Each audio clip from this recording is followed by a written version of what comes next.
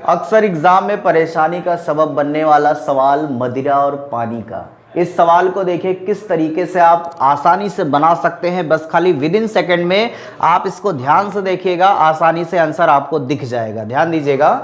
देखिए सवाल में लिखा है एक बोतल में मदिरा और पानी का रेशियो। ठीक है, कहने का मतलब है कि एक बोतल है, इस बोतल में मदिरा और पानी का रेशियो दिया है 3:1 का। मतलब स्टार्टिंग में दिया है मदिरा 3 है और पानी 1 है। ठीक है, फिर उसने क्या कहा कि भाई इससे कुछ पार्ट आपको निकालना है, मतलब इससे कुछ मिश्रण आपने निकाला और उसकी जगह उतना ही पानी मिला दिया। ठीक है, तो लास्ट में ये कह रहा है कि जब आपने इससे मिश्रण निकाला और उतना ही पानी मिला दिया तो लास्ट में पॉइंट ये कह रहा है कि मदिरा तथा पानी बराबर बराबर हो। ठीक है, तो आपने क्या कहा इसमें, एक बार ध्यान से दोबारा देखिएगा भाई। इसमें ये शुरुआत में कह रहा है कि एक बोतल में मदिरा और पानी का रेशियो दिया है 3:1। ठीक, फिर उसने कहा कि आपने मिश्रण निकाला और उतना ही पानी आपने दोबारा मिला दिया। ठीक है, जब उतना ही पानी आपने दोबारा मिला दिया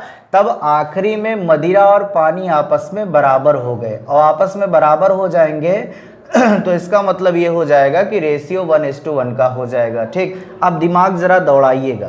देखिए शुरुआत में अगर देखा जाए तो टोटल मात्रा कितनी है भाई, 3 1 4 है। फिर उसने कहा कि मिश्रण आपने निकाला लेकिन उतना पानी दोबारा मिला दिया। ध्यान दीजिए, मिश्रण आपने निकाला लेकिन उतना ही पानी दोबारा मिला दिया। तो जितनी चीज़ें आपने निकाली है और उतनी ही अगर आपने दोबारा मिला दी है तो क्या टोटल सॉल्यूशन में कोई अंतर होगा भाई? नहीं अंतर होगा ना। कहने का मतलब है कि अगर शुरुआत में 4 लीटर इस डिब्बे में था तो प्रोसेस करने के बाद भी 4 लीटर इस डिब्बे में होगा, ये बिल्कुल कंफर्म है। तो यहाँ पे अभी देखा जाए तो कितना है भाई, अभी देखा जाए तो यहाँ पर 2 है। तो अगर इसको 4 बनाना है तो कहने का मतलब है कि ये रेशियो हो जाएगा 2:2 का। तो यहाँ पर भी अगर आप गेस करेंगे तो जो शुरुआत में जितनी मात्रा थी उतनी ही मात्रा अब भी हो गई थी, ये दोनों चीजें बराबर हो गई। अब इसको देख के आसानी से आंसर आप बता सकते हैं। देखिए अगर ध्यान दिया जाए तो चेंज यहाँ पे मदिरा में हुआ है। किस में हुआ है?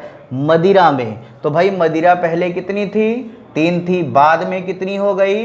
2 हो गई। इसका मतलब अंतर कितने का आया? 1 का। शुरुआत में वैल्यू कितनी थी? 3 से आप भाग कर देंगे तो आपको एग्जैक्ट आंसर मिल जाएगा। क्या आंसर आएगा? 1/3।